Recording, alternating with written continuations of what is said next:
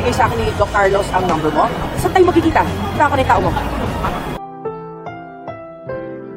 Ang susunod na programa ay rated PG. Ito ay nangangailangan ng patnubay at gabay ng magulang para sa mga batang manonood.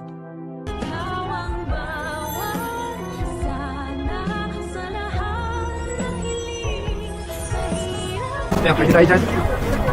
Naiwan ko na babae yung gloves niyo.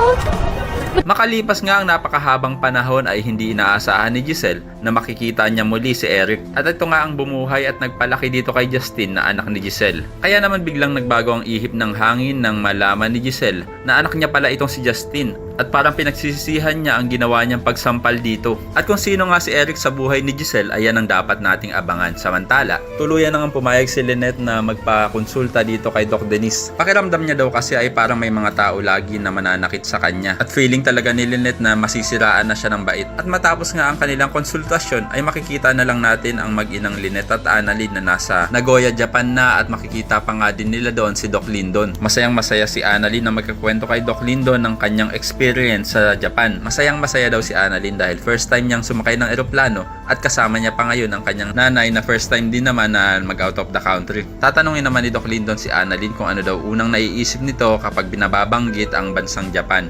Sagot naman ni Annalyn na ito ang Mount Fuji. Kaya naman agad yayain ni Doc Lyndon ang mag-ina na pumunta ng Mount Fuji. At doon ngay magpapakain pa sila ng mga bibe. Pero ang hindi nila inaasahan ay nandun din pala itong demonyitang si Moira. At makikita pa nga ni Annalyn ang gloves na naiwan ni Moira na hindi naman nila alam na nandun ang bruha. At parang nararamdaman ko na kaya pumunta ng Japan din itong si Moira ay para maging espiya nila Lynette. Nang nag-utos nga ay walang iba kundi itong si Doc Carlos dahil mukhang makikipagkita si Moira sa isa sa mga tauhan ni Carlos. At kung ano na naman panggugulo ang gagawin ng impactang to kila Lynette, ayan ang ating naaabangan. Samantala, tatanungin naman ni Eric si Justin kung ano nang balak nito. Ngayong kilala na daw siya ng kanyang inang si Giselle. Sabi naman ni Justin na wala daw siyang balak dahil kinalimutan niya na daw at pinatay niya na sa kanyang isipan ang kanyang ina. Kaya naman ako isa rin sa mga nagnanais na sana hindi mapahamak sila Lynette at Annalyn sa Japan ay pakilike ang video na ito and don't forget to subscribe. Thanks for watching and see you next time. Bye-bye!